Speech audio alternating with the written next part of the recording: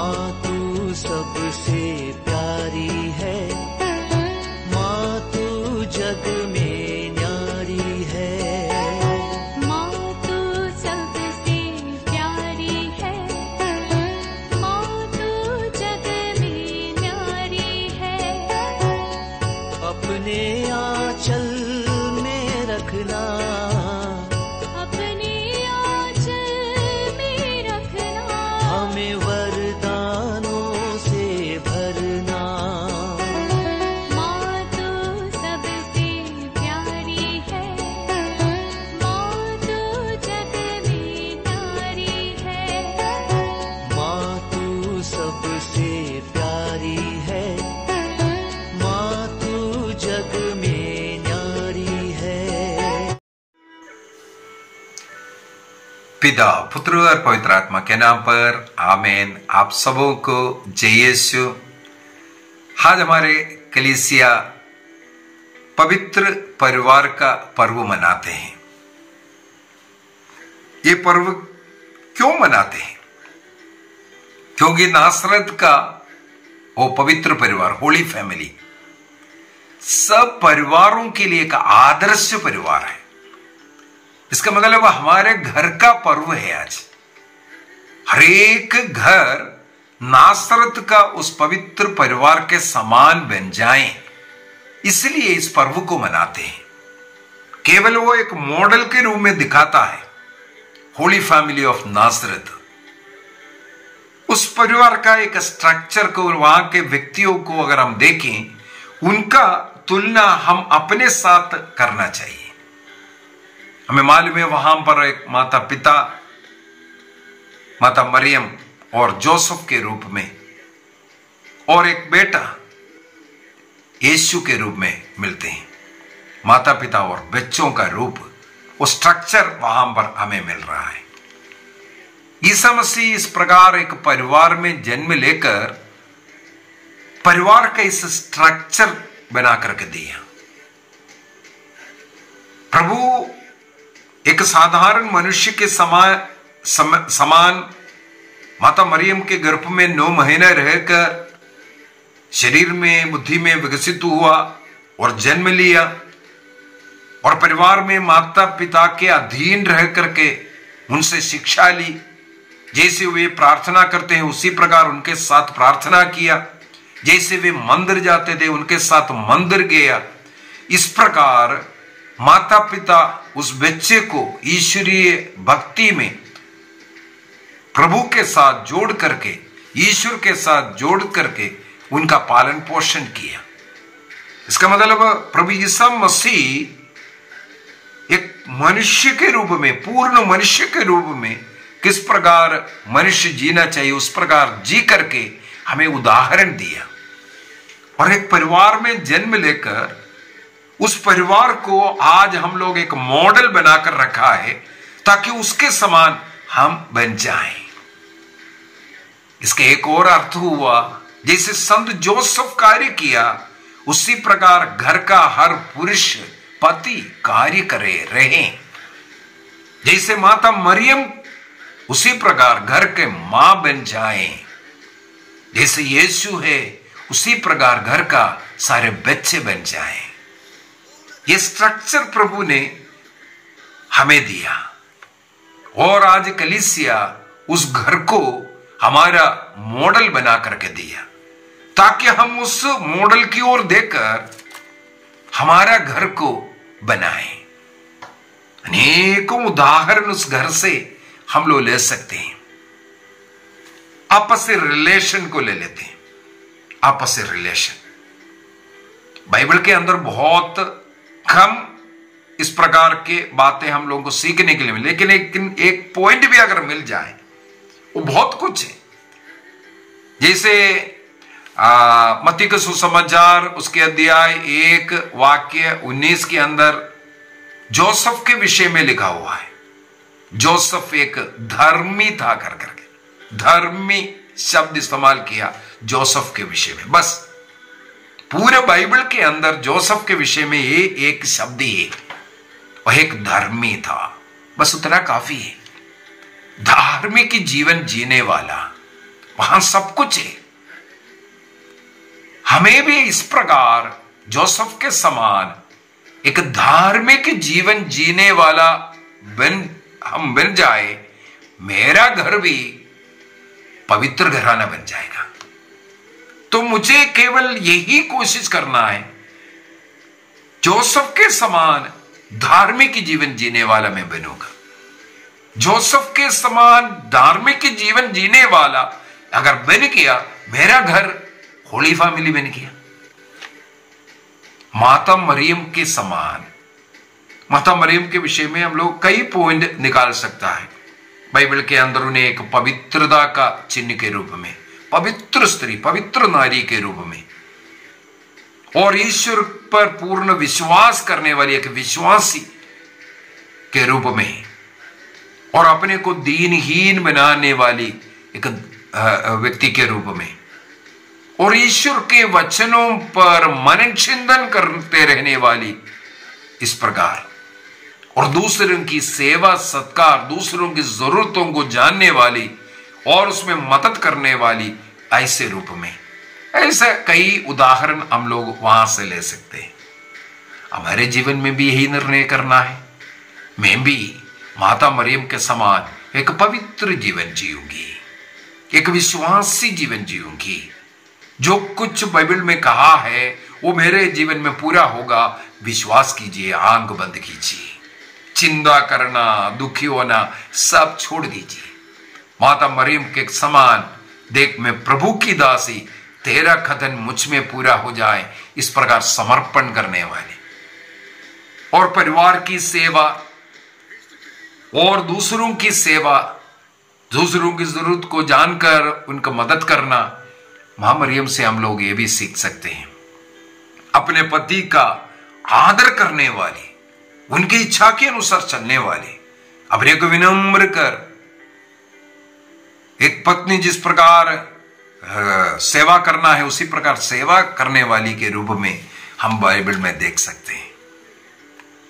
तीसरा व्यक्ति ईसा मसीह, जैसे माता पिता प्रार्थना भक्ति का जीवन जीने वाले, हर वर्ष नियमित रूप से मंदिर जाने वाला, उसी प्रकार आदत बन गई उस बेटे का बचपन से। इसका मतलब प्रभु के कार्य करते करते उनका आदत ही बन गया। बाइबल में यही सिखाता है, वो अपने आदत के अनुसार सिनागोग गया, आदत के अनुसार हर वर्ष वो मंदिर जाया करता था। इस प्रकार आदत बनाना, बच्चों में रोज पारिवारिक प्रार्थना करने का, रोज बाइबल पढ़ने का, सत्य, ईमानदारी, पवित्रता का जीवन जीने का, माता पिता का कहना मानकर ओबीडियंट बच्चे बनकर रहने वाला, और इस प्रकार परिवार के अच्छा भलाई के लिए कार्य करने वाला, माता पिता के अधीन रहने वाला। इस प्रकार बच्चे अगर सोचेंगे ये हमारा घर पवित्र घराना बनेगा, हमें यही तो निर्णय करना है। पवित्र होली फैमिली का पर्व मनाते हुए हम लोगों को यही निर्णय करना है, मुझे भी यीशु जैसे जीना है, मुझे संत जोसेफ के समान, माता मरियम के समान रहना है। जब मैं ऐसा रहूंगा, मैं अपना कर्तव्य को पूरा करूंगा, मेरा घर स्वर्ग बन जाएगा, मॉडल बन जाएगा। अन्य लोगों के लिए मेरा जीवन इस प्रकार उदाहरण बनेगा। उनके जीवन में आध्यात्मिकता का कुछ उदाहरण हम ले सकते हैं, चाहे प्रार्थना भक्ति, चाहे मंदिर जाने का, चाहे सिनगोग जाने का। इस प्रकार माता पिता से सीखने वाला एक बेटा और सिखाने वाले माता पिता, बच्चों के लिए मॉडल जीवन, आदर्श जीवन जीने वाले माता पिता, समय पर बच्चे का खतना करना हो, या शुद्धिकरण का जब समय आया, जन्म के 40 दिन, उस समय पर यरूशलेम मंदिर जाकर के वहां अर्पित करना हो, और जो भेंटे अर्पित कर उसे चुड़ाना हो, और हर वर्ष बेटे को लेकर के मंदिर जाना हो। इस प्रकार आध्यात्मिकता का जीवन जीने वाला परिवार मेरा परिवार भी बन सकता है। उस परिवार से उस आध्यात्मिकता को हम ग्रहण करें, स्वीकार करें। एक दूसरे का आदर करने वाला। 12 साल में जैसे हम लोगों को मालूम है, बेटा मंदिर में रह गया था। 3 दिन के बाद वो लोग खोजे, तब वो बेटा एक सवाल करते हैं, आप लोग मुझे क्यों खोज करके यहां वहां एक दिन भटकता रहा? क्या आपको मालूम नहीं था मैं मेरे पिता के घर में रहूंगा? आज हर एक बच्चे अपने माता पिता से ये बोलना चाहिए, आप लोग मेरे विचार, मेरे बारे में चिंता इतना मत कीजिए। मैं मेरे पिता के घर में रहूंगा। मैं प्रार्थना, भक्ति का जीवन, पवित्रता का जीवन जीऊंगा।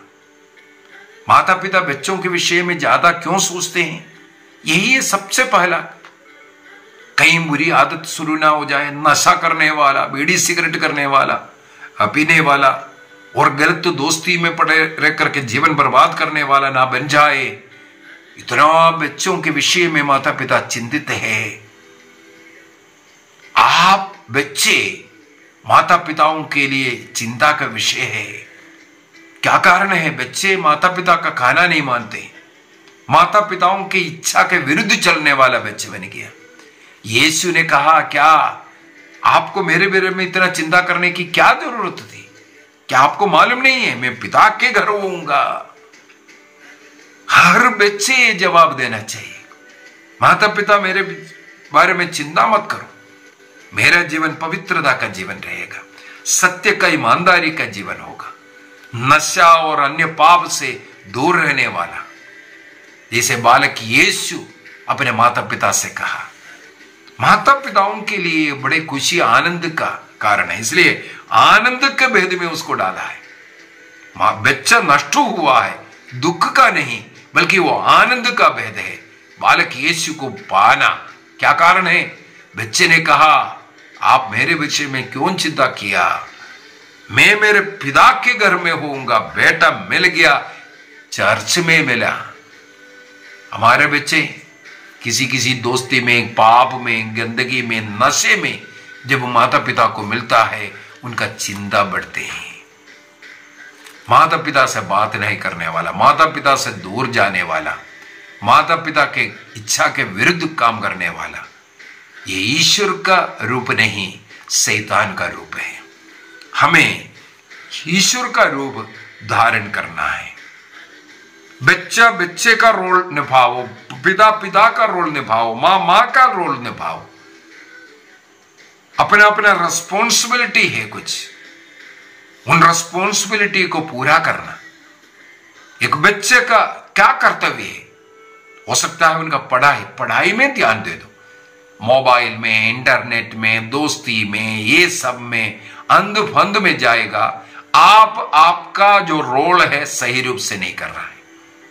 आपका रिस्पॉन्सिबिलिटी, जो प्रभु ने आपको जो रिस्पॉन्सिबिलिटी दिया, वो पूरा नहीं कर रहा। इसी वजह से अनेकों बच्चे जब पढ़ाई करना था तब दोस्तियों में ऐसे समय गया, समय पर पढ़ाई नहीं किया, पैसा वेस्ट, समय वेस्ट, शरीर वेस्ट, अपने अच्छा जो स्वभाव वो खराब किया।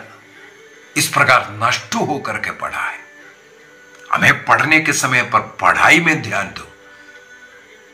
इसके बाद अपने एक भविष्य बनाना है। ये समय बाहर वापस नहीं आते। अनेकों लोगों से पूछता हूं, बेटा क्या कर रहा है, बेटी क्या कर रही है? कंपटीशन तैयारी। मुझे बहुत इरिटेट करता है ये शब्द। 30-35 साल हो गया, कोई काम नहीं कर रहा है, नौकरी नहीं कर रहा है, कंपटीशन की तैयारी। क्या कंपटीशन की तैयारी कर रहा है? बच्चों को मास्टर्स डिग्री लेना, मेरे हाल में 21-22 वर्ष के अंदर मास्टर्स डिग्री हो जाता है। पढ़ाई के समय पर पढ़ाई नहीं किया, 10वीं पास, 12वीं पास कर करके फिर कंपटीशन, सरकारी नौकरी। ये कितना गलत। मेहनत करने के समय पर मेहनत नहीं किया, इस कारण पढ़ाई के समय पर पढ़ाई नहीं किया। इसके बाद ना विवाह समय पर हो रहा है, ना बच्चे हो पा रहा है, घर में शांति नहीं है, नशा आ गया। सब क्या कारण है? जो आपका जो रिस्पॉन्सिबिलिटी बचपन में था उसको नहीं निभाया। पढ़ाई के समय पर पढ़ाई करना चाहिए था, नहीं निभाया। इसलिए जो होली फैमिली बनना था वो आज शैतान का फैमिली बन गया, जहां नशा है, लड़ाई झगड़ा है, पिता का काम नहीं कर रहा है और माँ का काम नहीं कर रहा है। जो अपना रिस्पॉन्सिबिलिटी, अपना रोल नहीं निभाएगा वो घर पवित्र घराना नहीं बन सकता। इसलिए हर एक व्यक्ति को अपना जो रोल, रिस्पॉन्सिबिलिटी निभाना बहुत ही जरूरी है।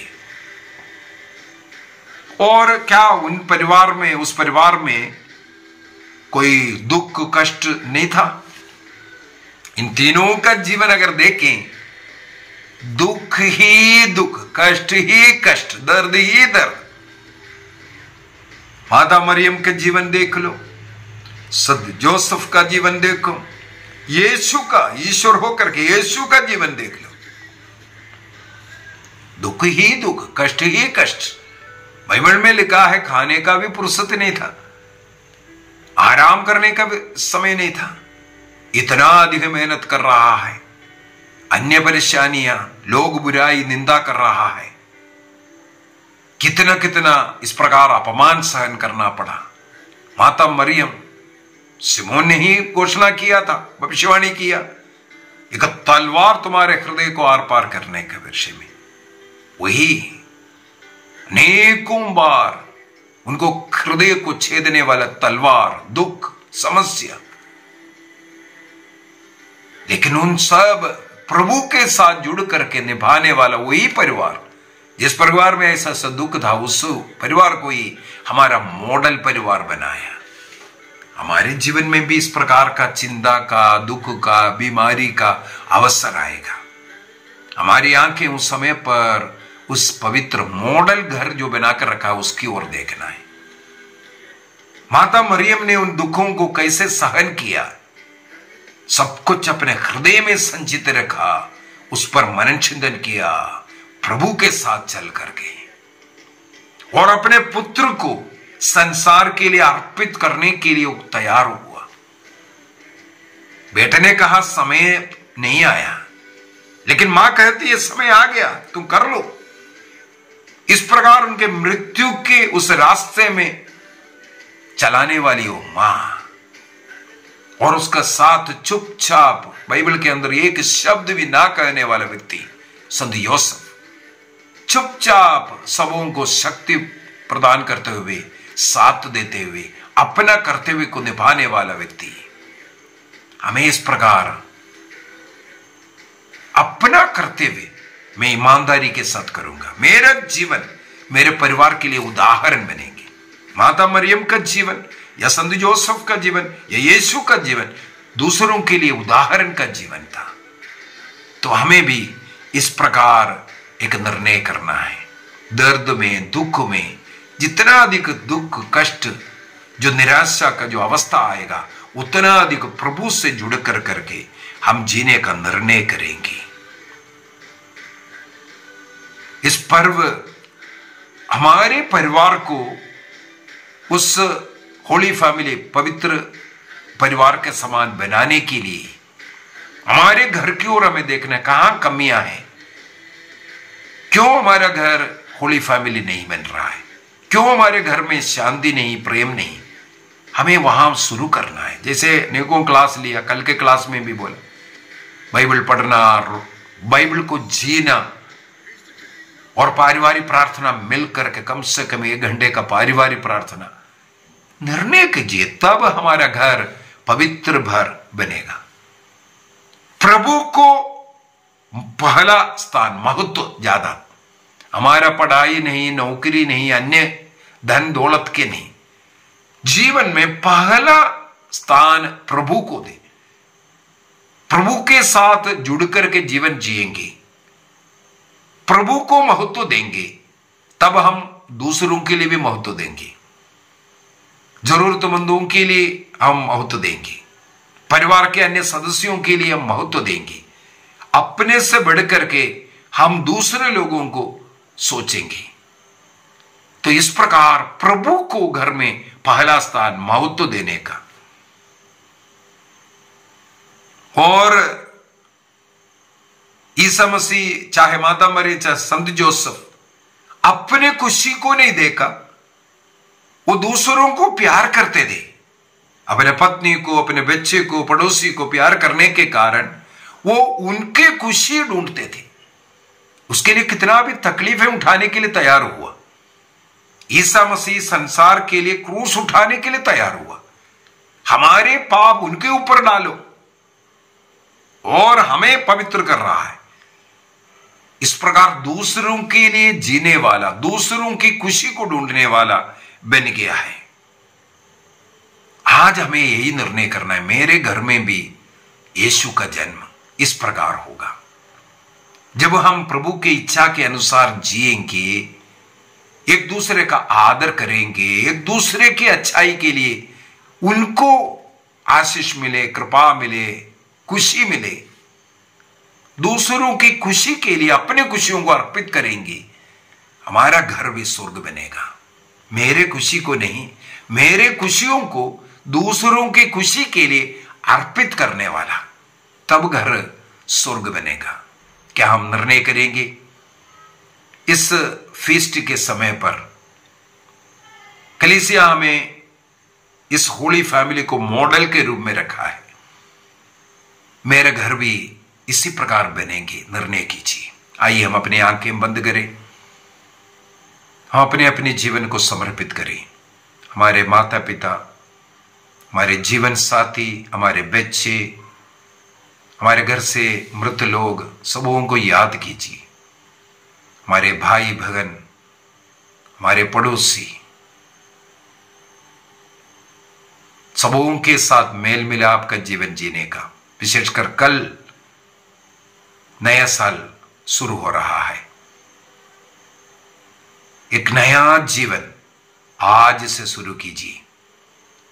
सब बुराइयों को त्याग कर इस साल में जितने भी पराजय हुआ, निराशा हुआ, उन सबों को समर्पित कीजिए। हमारे जीवन में जितने भी पाप अपराध हुआ, उसको भी समर्पित कीजिए। एक निर्णय कीजिए, जो भी गलत रिश्ता है, चाहे नशा, चाहे तंबाकू, अड़िया, दारू, चाहे किसी के साथ गलत दोस्ती, आज ही निर्णय कीजिए, ऐसे दोस्तियों को डिलीट करेंगे, दूर करेंगे, पाप को अलविदा करेंगे। 2023 को जलाना, 24 को स्वागत करना। निर्णय कीजिए, मेरा जीवन जितने भी बुराइयां आज तक हुआ, उसको लिए पाप स्वीकार कर एक नया जीवन में प्रवेश करने का निर्णय कीजिए। प्रभु हम सबों को उसके लिए कृपा दे, आशीष दे। पिता, पुत्र और पवित्र आत्मा के नाम पर आमीन। आप सबों को जय यीशु।